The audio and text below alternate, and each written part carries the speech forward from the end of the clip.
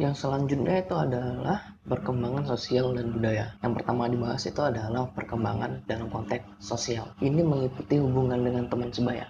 Hubungan dengan teman sebaya ini adalah prediktor kuat dari psikopatologi.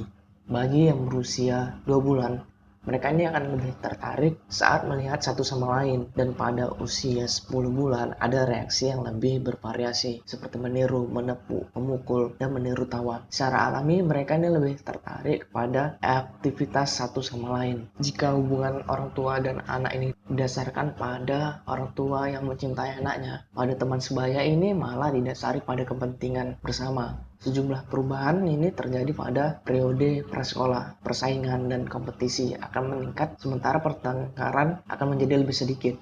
Anak-anak akan lebih leluasa berbicara, kemudian adanya pemecahan masalah sosial, lalu menghargai properti atau barang, dan kemampuan beradaptasi itu merupakan daya tarik sosial umum anak prasekolah yang bersifat agresif.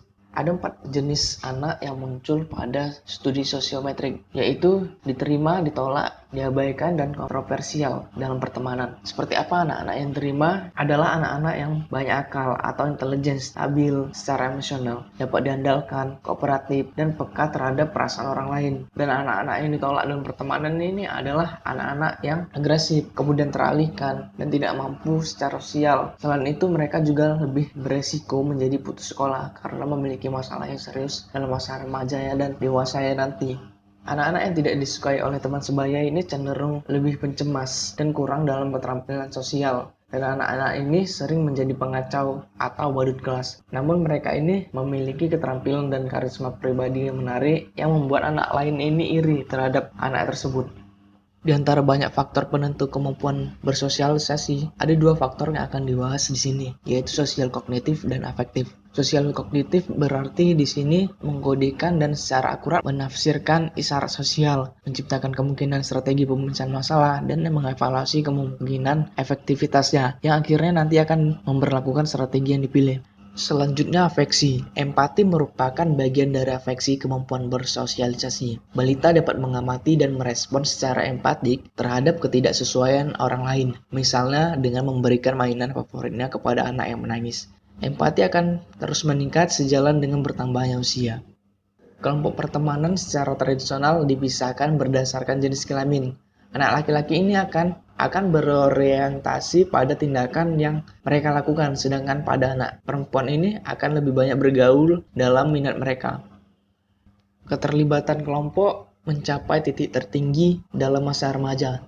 Kelompok remaja adalah organisasi sosial yang memiliki tujuan, nilai, standar perilaku, dan sarana untuk menegakkannya. Konformitas memuncak pada usia 11 hingga 13 tahun dan secara bertahap akan menurun.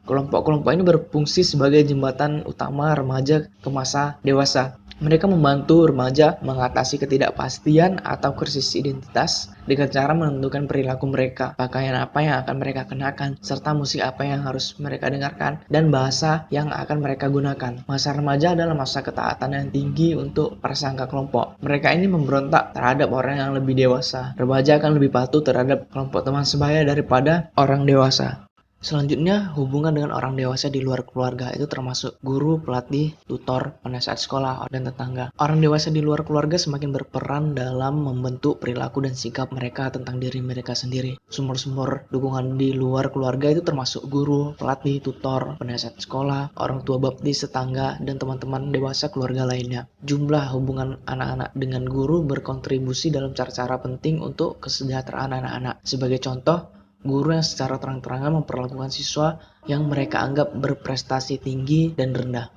Teman sebaya juga sensitif terhadap perlakuan guru yang berbeda dan cenderung menolak anak yang mereka anggap tidak disukai. Guru yang berhubungan dengan anak-anak dengan kehangatan dan minat pribadi dapat meningkatkan kesejahteraan dan rasa aman anak-anak serta kapasitas anak-anak untuk mengatasi stres. Lingkungan sekolah yang dianggap berbahaya, tidak aman, atau tidak peduli dapat menyebabkan siswa menjadi negatif, berperilaku buruk, dan membolos.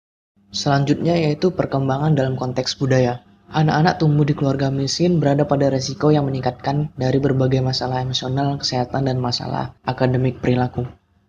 Anak-anak dari keluarga tani miskin juga memiliki akses yang lebih sedikit ke fasilitas budaya dan aktivitas yang merangsang kognitif dibandingkan anak-anak dari latar belakang keluarga yang lebih berada. Kemiskinan juga dapat mempengaruhi respon kehangatan dan respon ibu yang lebih rendah, yang dapat menjadi masalah berat pada anak di kemudian hari.